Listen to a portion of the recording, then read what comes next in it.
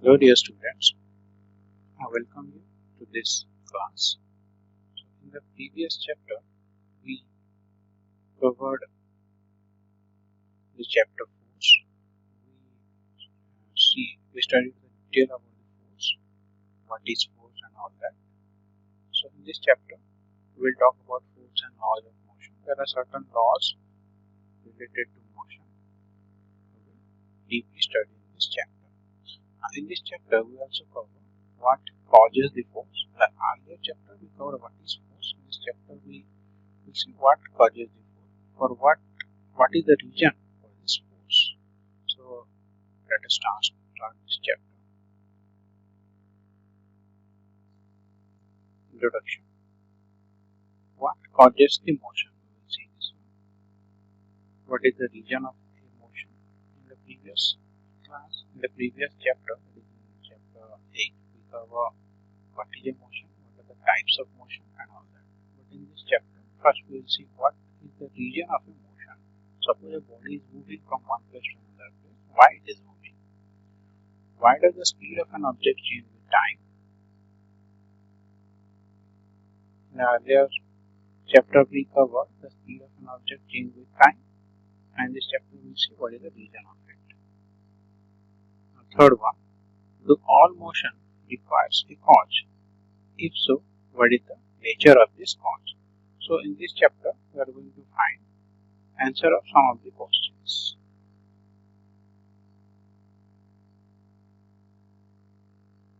Concept of force. What is the concept of force? So force, I have explained you what is force. Force is nothing but the effect of pull and push. The concept of force is based on this push, hit or pull. Now you can see this is a boy in this picture, in this diagram. This is a boy. He is holding a trolley. He is pushing it. This boy is moving forward, and while moving forward, this boy is pushing the trolley. So when the boy pushes the trolley also moves in this direction, in the same direction. The trolley moves along the direction we push it. Now this is the second example. This is the example of pull. So this is a table. This is the drawer of the table. The drawer is pulled. Someone is pulling the drawer. So this is your friend. Your friend is pulling the drawer. Now this is the example of hitting. This is a girl. She is hitting a ball with the help of a hockey stick. The hockey stick hits the ball forward. So the ball is initially at rest position. When this girl hits the ball with the help of this hockey stick, the ball is moving forward in this direction. So if you consider these three cases, initially these objects, this is object 1, object 2, object 3. All the three objects are at rest position initially. When there is a push or pull or hit is given to these three objects, they started moving. Okay. So the concept of force is to move a body. When a force is given in terms of pushing, hitting or pulling, the object are always of bringing objects in motion.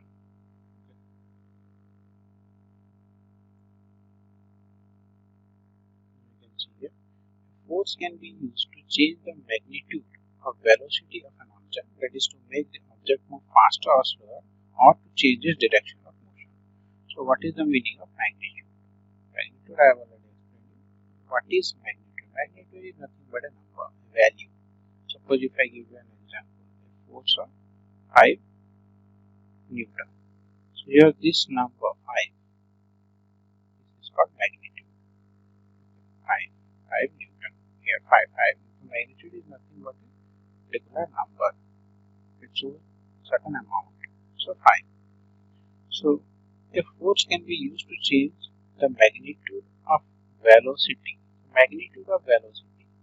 So what is here? What is velocity? When a body moves in a particular direction, that is called velocity. So suppose this is a body, ball, is rolling in this direction. The velocity of the ball is suppose 2 meter per second. Okay, this is the speed of this is the velocity of the ball. Now when a force is applied, suppose a force is applied from this direction, that means the ball is already moving, we are pushing the ball in this direction. Then it will increase, its value will increase. So when a force is applied to the moving object in the same direction, velocity of the object will increase. On the other hand, if you apply this force from the opposite direction, in this direction, so what might happen? The speed and velocity of the object will decrease, or it may become to rest position. Suppose this ball is coming towards you. This ball is coming towards you. Okay. What you are trying to do? You are trying to make the ball stop. So what will happen? The ball will stop. That means to make the ball stop, you have applied a force in the opposite to the direction of motion of the ball, so that the ball will come to rest position. Okay. So a force can be used to change the magnitude of velocity of an object. Here the magnitude of velocity is changed. Earlier it was moving with 2 meters per second, and a push is given on the back side of the ball, or it is heat, then the magnitude of velocity will increase. That is, to make the object move faster or slower. If you are pushing it with the same direction, then velocity will increase. Opposite direction, velocity will decrease. Or to change the direction of motion. What is to change the direction of motion? Suppose this is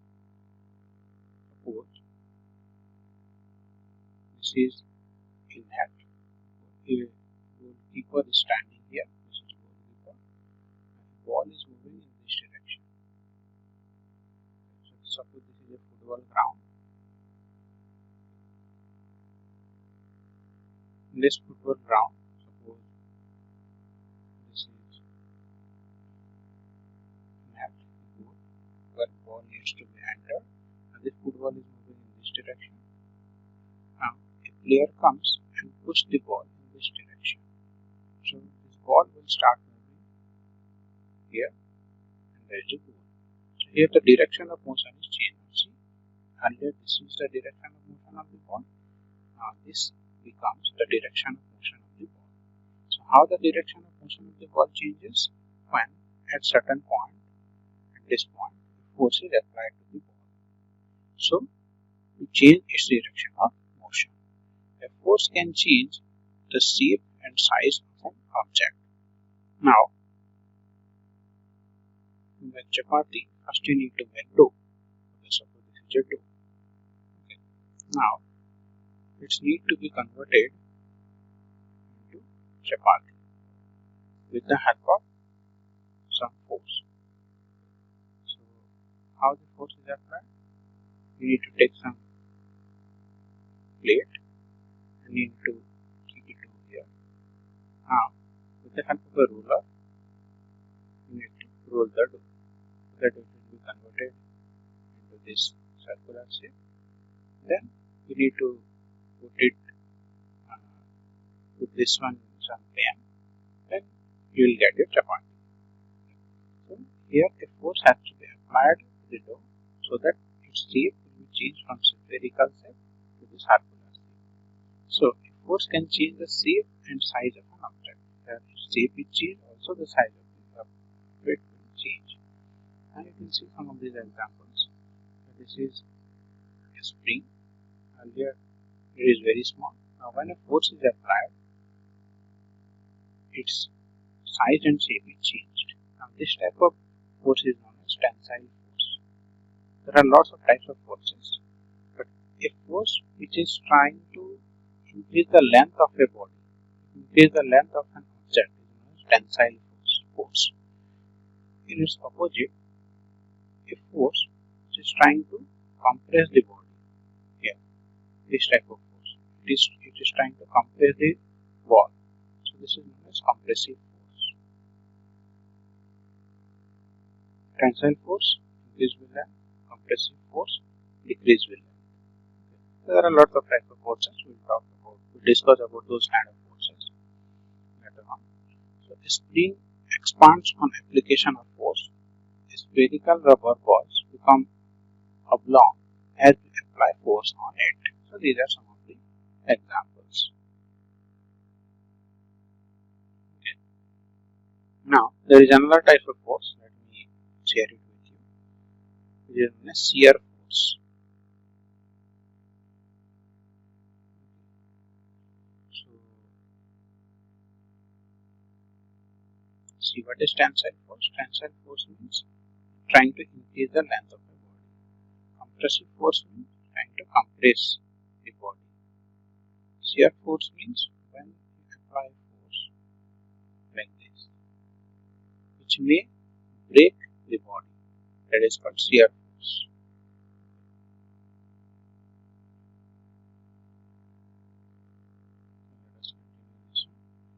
So broadly, the force can be categorized or divided into two types. First one is balanced force, second one is unbalanced force. So what is balanced force? Balanced force means, suppose, what is balance? Okay. Balance means not to disturb from its original position. That is balanced. Unbalanced means getting disturbed from its original position. Okay. So balanced force, it does not change the state of motion. Even if a force is applied to a particular body, its state of motion does not change. So how many states of motion are there? As I told you, state, there are two types. First one is rest, state of rest. Then second one is state of motion. State of rest, consider this table. On the table there is a book. So this book is at the state of rest. Until and unless you are not going to pick the book is not going to move. Okay. So now what will happen? Suppose here I will tie a thread over here, and with this thread I tie a very small insect to the ant. I will tie an ant. So now this ant is trying to move forward in this direction. Will the ant be able to pull the book? No, it cannot be. It is not possible. So here, even if certain amount of force is applied by the ant to the book through the string or through the wire or through the thread, the book is not moving. So if force is applied to an object in certain direction, even if the force is applied to an object in certain direction, the body will not move. That kind of force is known as balanced force. Why it is known as balanced force? Because the body is still in balanced position even if certain amount of force is applied. Let me give another example. So this is wall at your home. You are standing here. You are pushing the wall. Okay. Will the wall move? No, it will not move. You are giving certain amount of force to the wall, but still the wall is not moving. So the action, there is no action even if certain force is given to the wall. So this kind of force is known as balanced force. The one is keeping its balanced position. On the other hand, unbalanced force, when you give certain amount of force to a body and the body will change its position, then that is called unbalanced force. So here what I will do, I will give the same example. This is the thread. Now you are having it, you are holding the thread and you are pulling it. Will you be able to move the book from the table in this direction? Yes, obviously you will be able to do it. Now certain force is applied by you.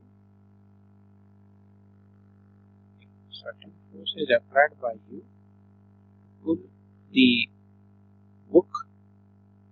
Now the book is moving in the direction. So as the book is moving, the book is not balanced now. Earlier it was in rest position, it was maintaining its balanced condition. Now it gets disturbed.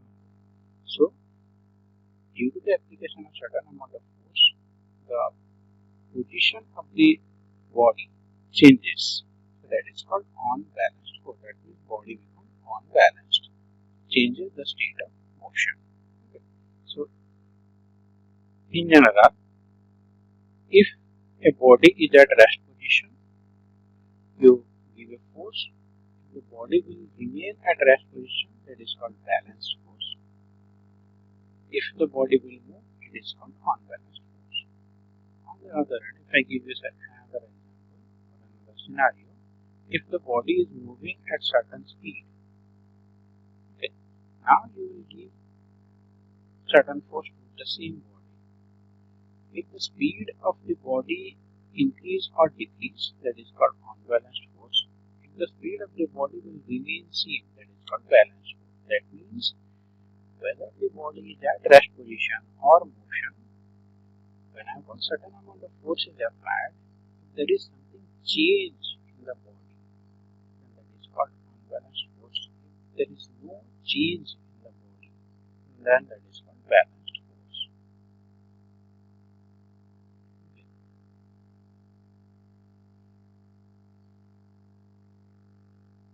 Now the next term, that is called friction.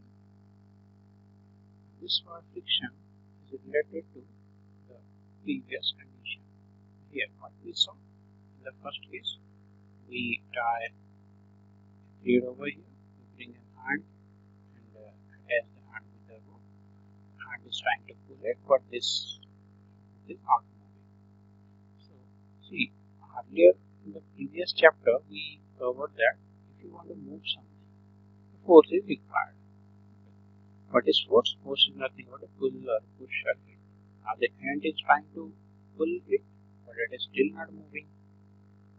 So why it is not moving?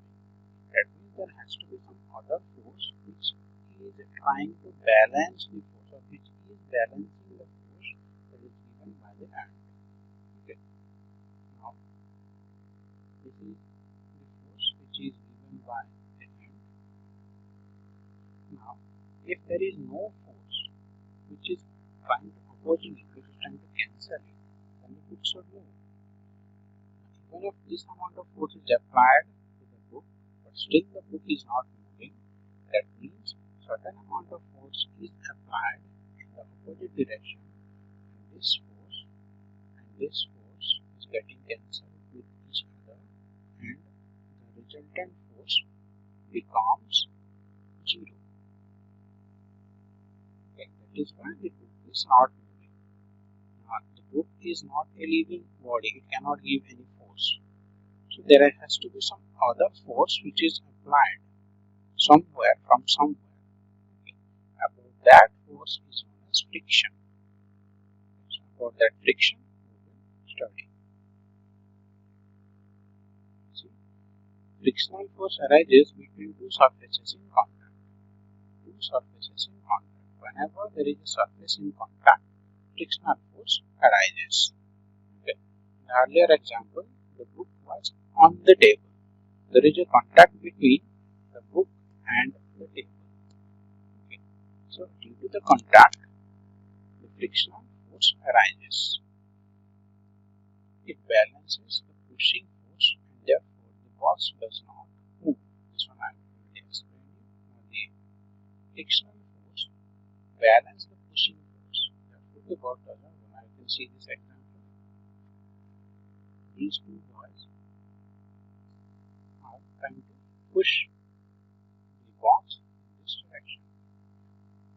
This is the force which is applied by the boys. Now this is the friction force. And what is the job of the friction force? The friction force always opposes the force which is applied on the object. Now this is the force which is applied on this object by the boy. This is the girl, by the boy and this girl. Suppose consider this one brother sister. So these two persons are trying to move this box. This is the force which is applied by them. Now, this force, which is friction force, is trying to balance the force. That is why when the forces are equal, there is no motion of the object. Suppose this is minus, this is plus, plus minus cancel each other and become 0. Now, this is the first case. In the second case, the boy and the girl is trying to push the box with a little more force, which is harder. Suppose you are pushing something, the object is not moving, then what will you do? You try to push it with a little more force. Now, this is the force. How do you know this is they are applying more force? Now see the length of this one and length of this one. This length is more. That is why they are trying to push it with some more force. Again, the friction is able to cancel this one. So this is plus, this is minus, plus minus 0. So the object is not moving. With a certain value, if you try to understand it. Now, suppose here this is an object. They are giving 2 Newton force to the object. Their frictional force is also 2 Newton. This is plus, this is minus. Plus 2, minus 2 becomes 0. Okay. As the net force is 0, so the object is not moving. Now, they have increased the force to 4 Newton. Now, the friction force will automatically become 4 Newton. This is minus, this is plus. Now, minus and plus becomes 0. Okay. So, the object is not moving. Now, see here one thing you should see that friction force is increasing itself. So, the applied force can be from 0 to a very large amount of force. But friction force will lie within a certain value from 0 to certain value. Friction force, if the body is at rest position, it will increase from a certain force to certain force. That means there is a limit of friction force. So this is the limit of the friction force. The applied force can be, it depends upon the person or the machine who is applying the force. Okay, now, suppose in this third case, if you consider, this is the maximum value of friction force. Because why there is a limit or gap in the friction force? Because the weight of the object, mass of the object, the area of contact of the object. See, everything related to the object is constant. It is not variable. Its mass is constant, its volume is constant, density is constant, area of contact is constant, its shape and polishing of the object is constant. Everything related to the object is constant. So, the force or the friction which will arise, it will have a maximum value. Now, suppose another person will join here, third person will join here. So, suppose this boy will give 5 Newton force, this girl will give 10 Newton force, 10 plus 5, 15. Now, when this boy will join, this boy will give 5 Newton force, 10 plus 5, 15, 15 plus 5, 20. If another boy will join, so it will be 20 plus 5, 25, like that, it will increase. But here the friction force cannot be increased. So, in the third case, these two persons, they are trying to move the box with a very high force. When the applied force overcomes the maximum friction force, the resultant force, due to the resultant force, the box will move. That means, suppose this force, what they have applied is 10 Newton. The friction force, its maximum value is 6 Newton. Beyond that one, it cannot be applied, it cannot be more. This is plus 6. This is minus 6 plus 10. This is plus 10. This is minus 6 plus 10 minus 6 becomes plus now this body will move in this direction. Okay. So it balances the pushing force and therefore the box does not move. If the children push the box harder, still the pushing force becomes bigger than the friction force. There is an unbalanced force, so the box starts moving. So till certain point or certain limit, the force becomes balanced. Beyond that limit, in this case, the force will become unbalanced and the box will start moving. Thus, to accelerate the motion of an object, an unbalanced force is required. If you want to accelerate the motion of an object or move an object, so unbalanced force is required. Okay. This is all about this class. In the next class, we will continue this chapter. Okay. If you have any doubt, you can ask me by commenting in the comment section in the video. So thank you. Have a nice day.